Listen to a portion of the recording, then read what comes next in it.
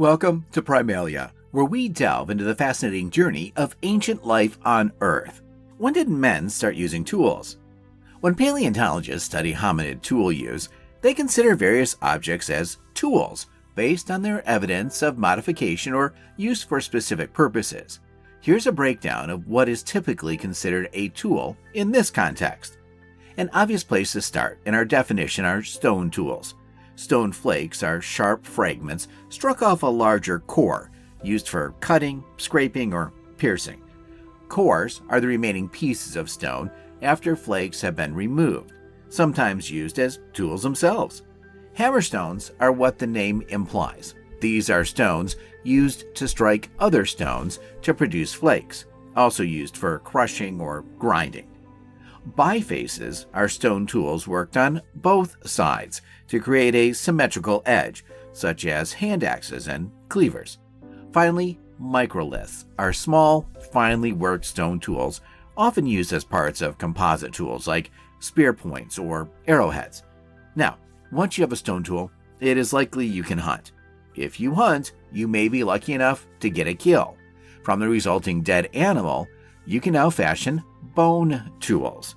Some popular bone tools are awls and needles. These are made from sharpened bones used for piercing holes in materials like leather. There are also scrapers. These are bone fragments with sharp edges used for scraping hides or working wood. Finally, bones can yield points and harpoons. These are generally defined as bone tools shaped into pointed ends used for hunting or fishing. Other parts of an animal can also be used for tools. There are several extant examples of antler and ivory tools in the world's museums. Points and hooks can also be made from antlers and used in hunting and fishing. Now, early man did not really have many things resembling modern shovels, so digging sticks were more important than today.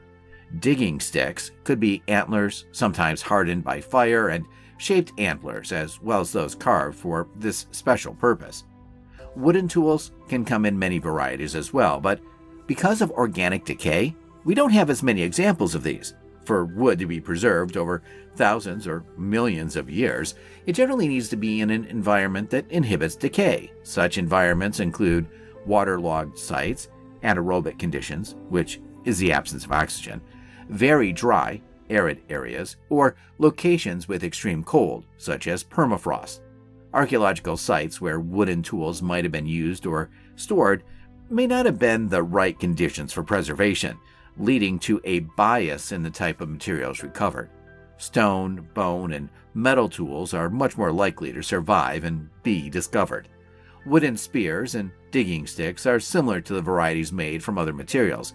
They are shaped and sometimes fire-hardened, wooden implements used for hunting or digging. Wooden clubs and throwing sticks can be used as weapons or for hunting. All of this leads us to composite tools, or tools made of more than one substance. Spears can be a combination of a stone or bone point with a wooden shaft. Bows and arrows clearly need a combination of materials too, because they are more advanced hunting tools. Believe it or not, there are also adhesives to consider. There is, indeed, early evidence of the use of natural adhesives like tar to fix stone points to wooden handles. Now, you might find a rock, bone, or stick that sort of looks like a tool, but how would you know if it really is or was one? Here are the criteria paleontologists use. First, there is evidence of modification. Tools often show signs of deliberate modification, such as flaking, grinding, or shaping that distinguish them from naturally occurring rocks or bones. Often, there will also be use-wear patterns. Microscopic examination can reveal wear patterns on the edges or surfaces of tools, indicating how they were used. For example, cutting meat, scraping hides, or working wood. Sometimes, contextual evidence exists. The location and association of potential tools with other archaeological findings, such as animal bones with cut marks, can provide clues about their use. Finally, think about material selection. Certain materials, like specific types of stone, are chosen for their suitability in making tools. The selection of these materials over more abundant but less suitable ones can indicate intentional tool production. If a particularly hard rock shaped like a hammer is found in a place where sandstone is everywhere, it might have been a hammerstone in the past. Now that we know what we mean by tools, we can talk about how our early ancestors used them. There are several hominid species that researchers suspect might have used tools, even though direct evidence has not yet been found. These suspicions are often based on anatomical features, such as hand morphology, brain size, and inferred cognitive abilities, which suggest the potential for tool use. Here are a few hominids that fall into this category. Sahelanthropus chandensis lived around 7 million years ago. Some of its anatomical features were a combination of primitive and advanced traits, including bipedal posture. This is so long ago that we can only speculate that, being somewhat bipedal like today's chimpanzees, that tool use would have developed. Unfortunately, this theory requires future discoveries and discussion. Australopithecus afarensis lived 3.9 to 2.9 million years ago, and its anatomical features include hands capable of precision grip, suggesting potential for tool use. The indirect evidence we have for this species are cut marks on animal bones found in Ethiopia, dating back to 3.4 million years ago, suggest possible butchering activities. Australopithecus garhi lived around 2.5 million years ago, and its anatomical features included a combination of primitive and advanced traits that could have supported tool use. The indirect evidence we have for this species are animal bones with cut marks dating to around the same time and region, suggesting possible tool use for meat processing. Paranthropus species, including P. boisei and P. robustus, lived 2.7 to 1.2 million years ago. For anatomical features, we know this species had robust hands that suggest the manipulation of objects. Unfortunately, the only indirect evidence we have is a speculation of possible use of tools for foraging or processing plant materials. We kind of think from enamel evidence that they were primarily vegetarians and their diet was pretty rough and fibrous. It would have been useful to cut the plants using tools, but we can't prove they did this. Homo rudolfensis lived around 2.4 to 1.8 million years ago, with anatomical features such as a larger brain and hand anatomy suggesting potential for tool use. The indirect evidence for this species is that they lived during a period when stone tools were in use, but alas, there is no direct association with tools in any of the fossils we have found so far. Homo naledi lived possibly as recently as 300,000 years ago. As far as anatomy, it had a mix of primitive and modern features, including hands and feet capable of manipulation. Indirect evidence includes a sophisticated cave structure. This suggests, but only suggests, cognitive abilities necessary for tool use. Still, it is not clear-cut that they would have done so. Homo florencensis, or the species known popularly as the Hobbit, lived around 100,000 to 60,000 years ago. It was of small stature with both hands and feet capable of complex manipulation. Simple stone tools are found on Flores Island, but so are fossils of Homo sapiens, so tool association remains speculative. That is a lot of different kinds of people. As it turns out, we do have decent evidence for at least one other species besides Homo sapiens.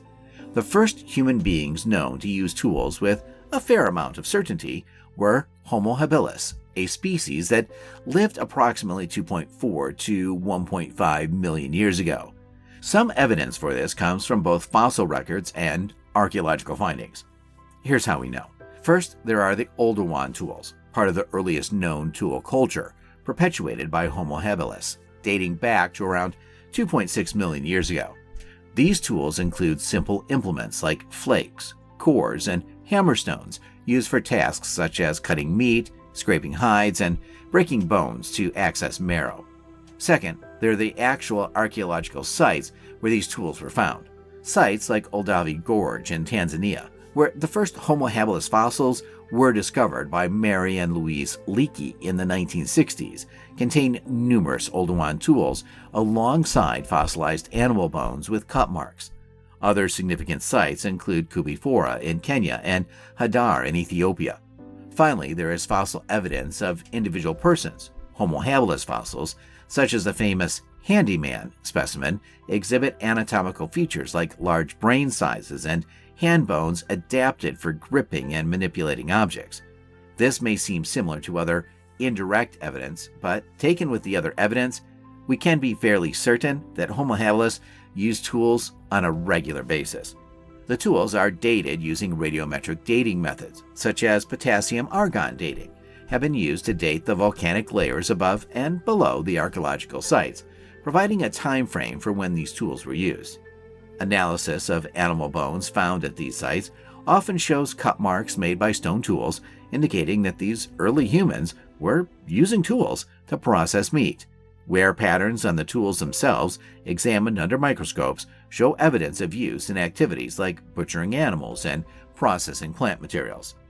Comparison between the tools made by Homo habilis and those made by later human species such as Homo erectus and Homo sapiens show a clear evolution in tool complexity and usage, suggesting a gradual development of tool-making skills.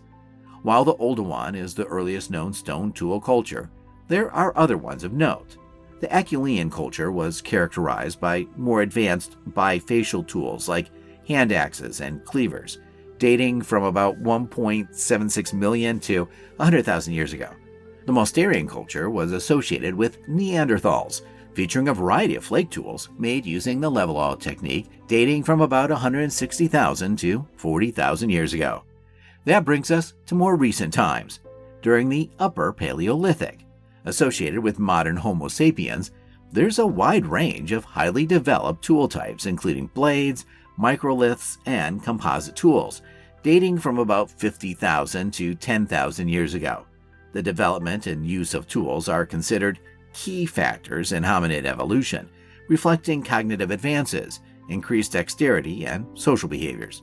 Tools enabled early humans to exploit new food resources, improve their efficiency in processing materials, and expand their ecological niches.